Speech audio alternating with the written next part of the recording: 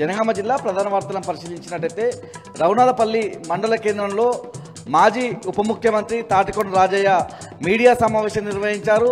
ప్రధానంగా అకాల వర్షాలతో రైతులు ఇబ్బందులు పడుతూ ఉన్నారని, ప్రధానంగా నెల రోజుల క్రితం ఏర్పాటు చేసినటువంటి ధాన్యపు కొనుగోలు సెంటర్లలో కూడా ఇంకా కొనుగోలు జరగడం లేదని ఆయన చెప్పినటువంటి పరిస్థితి కనిపిస్తూ ఉంది. గత యాసంగి సీజన్లో బోనస్ రాలేదని, వానాకాలం సీజన్లో కూడా బోనస్ వచ్చే పరిస్థితి లేదన్నటువంటి అంశాన్ని ఆయన వ్యక్తం చేసిన సందర్భం కనిపిస్తూ ఉంది. వెంటనే యాసంగి బోనస్తో పాటు వానాకాలంలో కొనేటువంటి బోనస్ను మంత్రి ఉత్తమ్ కుమార్ రెడ్డి ఇచ్చినటువంటి హామీ, చెప్పినటువంటి వ్యాఖ్యల ప్రకారం 48 గంటల్లో రైతుల ఖాతాల్లో బోనస్ జమ చేయాలన్నటువంటి అంశాన్ని రాజయ్య చెప్పిన పరిస్థితి కనిపిస్తూ ఉంది. మరోవైపు కోల్కతా కోర్టు ఇటీవల పార్టీ ఫిరాయించినటువంటి ఎమ్మెల్యేను సస్పెండ్ చేయడం పట్ల అదొక చారిత్రకమైనటువంటి తీర్పు అని రాజయ్య తన అభిప్రాయాన్ని వ్యక్తం చేశారు.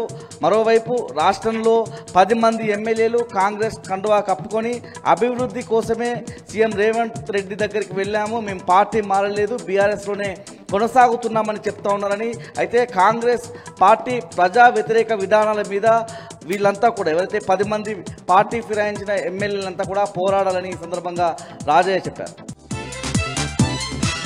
మహబూబాబాద్ జిల్లా ప్రధాన వార్తలు పరిశీలించినట్టయితే నర్సింహులపేట తహసీల్దార్ కార్యాలయం అవకతవకలకు, అక్రమాలకు అడ్డాగా మారిందని స్థానిక ప్రజలంతా కూడా చర్చించుకుంటున్నారు. ఇవాళ అందులో భాగంగానే ఓ రైతుకు సంబంధించి పోలియో పహాని అందజేయడానికి 4,000 రూపాయలు లంచం డిమాండ్ చేసినట్టుగా మల్లయ్య అనే రైతు అక్కడ అధికారులను నిలదీసినటువంటి సందర్భం కనిపిస్తూ ఉంది. విద్యార్థులు సర్టిఫికేట్ల కోసం వెళ్ళిన సందర్భంలో రైతులు తమ పనులు చేయించుకోవడంలో భాగంగా ఏదైనా పత్రాల కోసం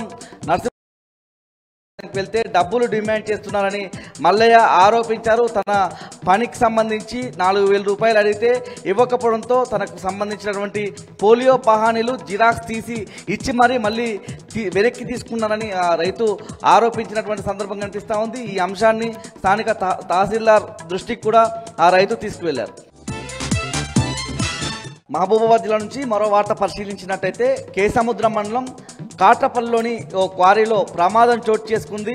కంప్రెషర్తో బ్లాస్టింగ్ చేసిన అనంతరం ట్రాక్టర్ రివర్స్ తీస్తుండగా బ్రేక్ ఫెయిల్ కావడంతో పల్టీలు కొట్టినట్లుగా తెలుస్తూ ఉంది. ఈ ప్రమాదంలో నల్గొండ జిల్లాకు సంబంధించిన ట్రాక్టర్ డ్రైవర్ రాములు మృతి చెందాడు. సంఘటనా స్థలానికి చేరుకున్నటువంటి పోలీసులు దర్యాప్తు చేస్తున్నారు. మరోవైపు అక్కడ క్వారీలో బ్లాస్టింగ్ జరగడంతోనే ట్రాక్టర్ ప్రమాదానికి గురై రాములు చనిపోయినట్లుగా కూడా అక్కడున్నటువంటి వారి ద్వారా సమాచారం అందుతుంది. పోలీసులు అయితే ప్రస్తుతం విచారణ కొనసాగిస్తున్నారు.